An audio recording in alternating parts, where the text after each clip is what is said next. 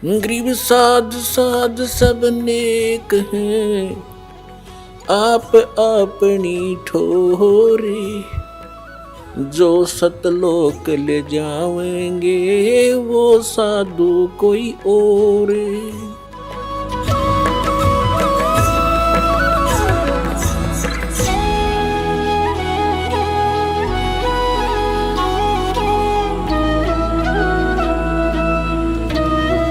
तो समर्थ भगवान कौन है? समर्थ का शरणागहो रंगहोरी हो, और कदे ना हो एकाद राम रंगहोरी हो।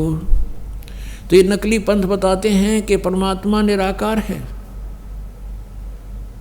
और एक ये जो ब्रह्मा कुमारी पंथ है, यह तो भूतों का गढ़ है, ये स्टार्ट ही भूत से हुआ है।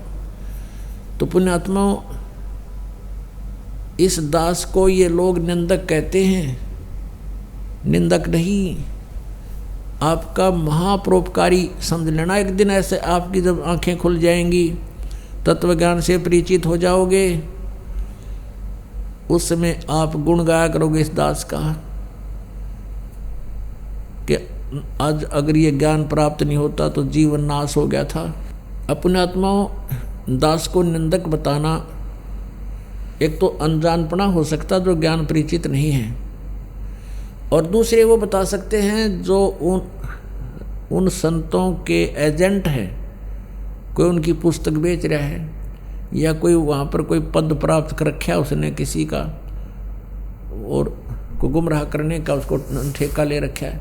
तो ऐसे व्यक्ति इसको निंदा बता सकते हैं दास के प्रयत्न को। नहीं तो ये ऐसा प्रयत्न है जैसे एक बार किसी व्यक्ति ने नकली नोट छाप लिए थे 500 के, और जब उसका पता चला वो पकड़े गए, तो सरकार ने क्या किया था कि दोनों नोट ओरिजिनल और डुप्लीकेट टीवी पर दिखाए थे, और ये बताया था कि ये नकली है, इसमें ये कमियां हैं, ये ओरिजिनल है, दोनों की तुलना करो। ऐसा नोट हो तो ग्रहण मत करना, तुम्हें हानि हो जाएगी। समाचार पत्रों में भी छाप कर प्रिंट करवा करके जनता में भेजे गए थे कि ऐसा डुप्लीकेट होता है, ऐसा ओरिजिनल होता है।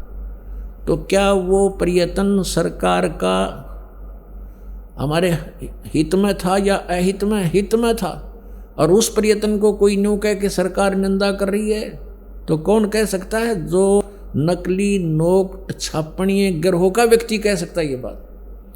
तो दास का आज वही प्रयत्न है। जिन संतों ने आपको भक्ति के नाम मंत्र विधि बता रखी है, और साथ में जो हमारे सदग्रंथों में भक्ति विधि है, ये तो है ओरिजिनल नोट, और जो शास्त्र विधि त्याग कर मनमानी पूजाएं कर रहे हैं वो है नकली नोट। तो आपको दास बता रहा है कि इस नकली नोट ने छोड़ दो, ये काम का नहीं आवा तुम्हारा है, और ये ओरिजिनल नोट ये है, ऐसा प्राप्त करो। तो इस प्रयत्न को यदि कोई निंदा कहता है तो वो उस ग्रहों का आदमी है जो नकली नोट छाप रहे हैं।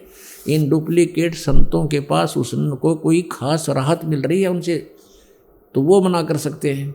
खास राहत माने या तो कितना पोस्ट प्राप्त कर रहा होगा, या उनकी उन अड़ंगे ज्ञान युक्त पुस्तकों को बेच रहा होगा, कहीं उनको पता लग जाए ग्राहकों को, और वो फिर इन पुस्तकों को खरीदे नहीं, तेरा रोजी रोटी खत्म हो जाए। या वो संत विरोध कर सकते हैं कि कहीं तुम्हारे चेले ना भाग जाएं। तो वो हितकारी नहीं, वो हितैषी नहीं उस अपने अनुयायियों के, वो अपने ही जाल में फंसा कर काल के मुंह में रखना चाहते हैं।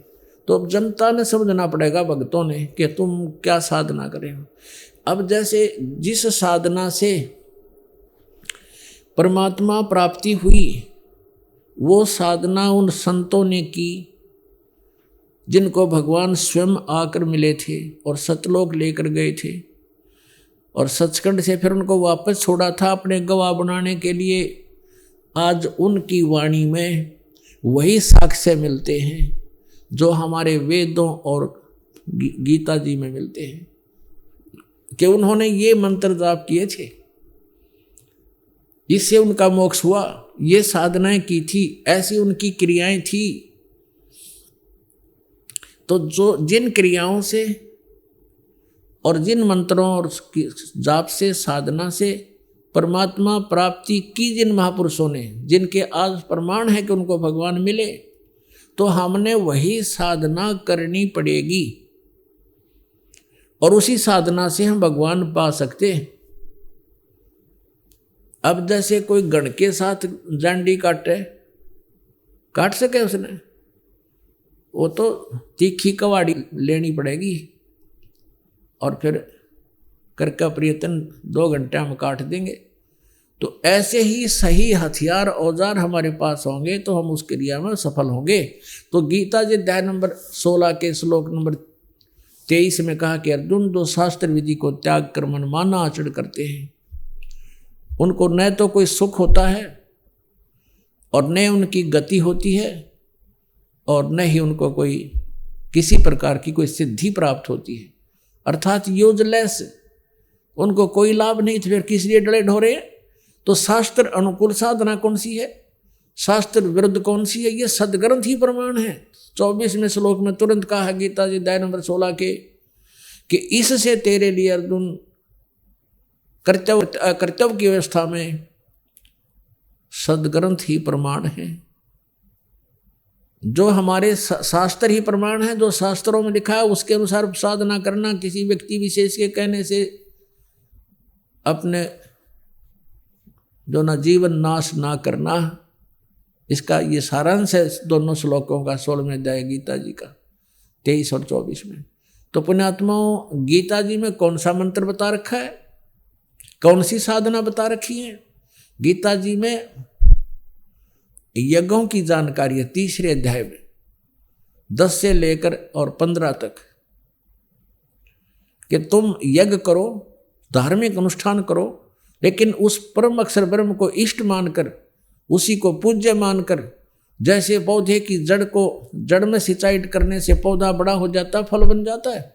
और यदि किसी ने पौधा उल्टा लगा रखा है, टहनियों को गमले में डाल रखा है और उसमें सिंचाई करा है, तो शास्त्र वो उसके प्रोसेस गलत है, उसका वो प्रोसीजर गलत है, उसकी विधि गलत है। उसको जड़ की तरफ पौधे को लगाना पड़ेगा, जड़ की सिंचाई करनी पड़ेगी और फिर जड़ उस मूल में जल सिंचाई डाल करने से तो पौधा बड़ा होगा और फिर टहनियों के फल लगेंगे। तो यज्ञ 5 यज्ञ करनी है, वैसे तो 5 यज्ञ। और गीता जी में केवल एक ओम नाम लिखा है। गीता जी अध्याय नंबर 8 के श्लोक नंबर 13 में कहा है, गीता ज्ञानदाता ये ब्रह्म है, सर्वपुरुष है, जो श्री ब्रह्मा, श्री विष्णु, श्री शिव जी का पिता है और ये 21 ब्रह्मांड का स्वामी है।